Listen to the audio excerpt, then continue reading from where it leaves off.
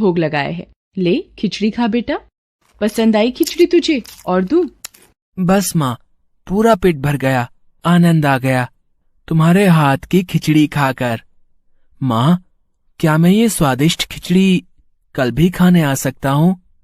कल ही क्यों बेटा, तू रोज मेरे पास खिचड़ी खाने आ जाया कर।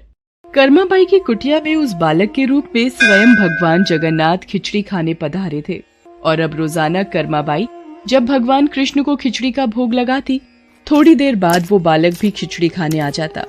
एक दिन कर्माबाई, भगवान को बिना स्नान किए भोग लगाना अच्छी बात नहीं। तुम रोजाना सुबह पहले स्नान आदि क्रियाएं करके विधि विधान से पूजा करके ही भगवान कृष्ण का भोग बनाया करो।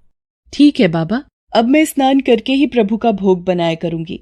साधु की बात मानकर कर्माबाई अगले दिन से स्नान करके पूजा के पश्चात भोग तैयार करती। इस कार्य में उन्हें बहुत देर हो जाती थी, पर वो बालक तो अपने समय पर ही खिचड़ी खाने आ जाता था। माँ, खिचड़ी दो ना, जल्दी दो, मुझे बहुत भूख लगी है माँ। थोड़ी देर रुक बेटा, अभी देती हूँ।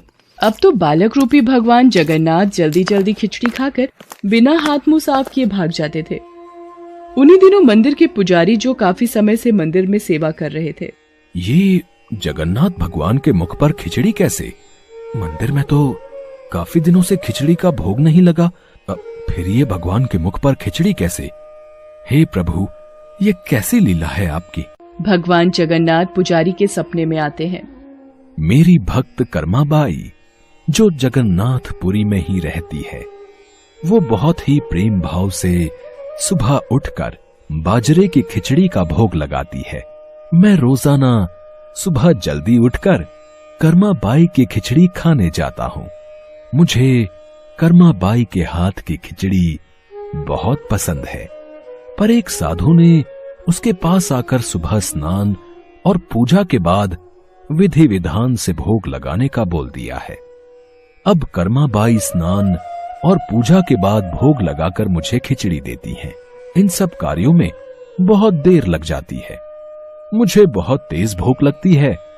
भक्तगण मेरा इंतजार कर रहे होते हैं, इसलिए जल्दी जल्दी खिचड़ी खाकर मैं बिना मुंह हाथ धोए वापस लौट आता हूँ।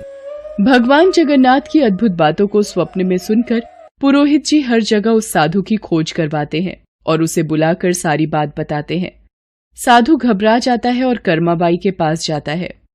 कर्माबाई, तुम श्री कृष्ण भगवान की परम प्रिय भक्त हो। तुम्हारे लिए किसी नियम नीति की कोई आवश्यकता नहीं।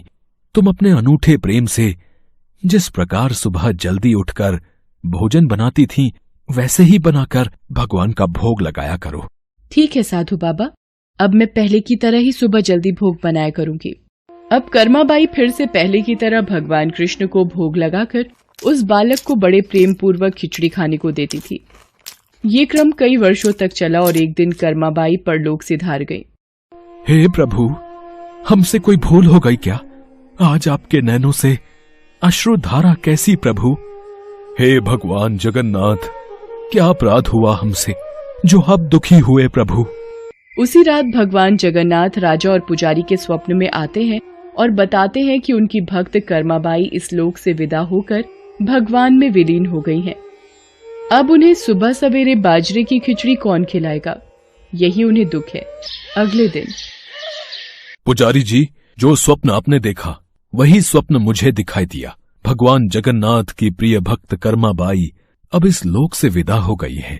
मैं चाहता हूँ आज से हर सुबह भगवान जगन्नाथ को कर्माबाई के नाम से बनाई बाजरे की खिचड़ी का भोग लगा करेगा, जिससे भगवान को कर्माबाई की कमी न महसूस हो।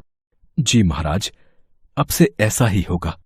उस दिन के बाद से कहते हैं कि भगवान जगन्नाथ को हर सुबह बाजरे की खिचड़ी का भोग लगाया जाता है। कर्माबाई के नाम की बाजरे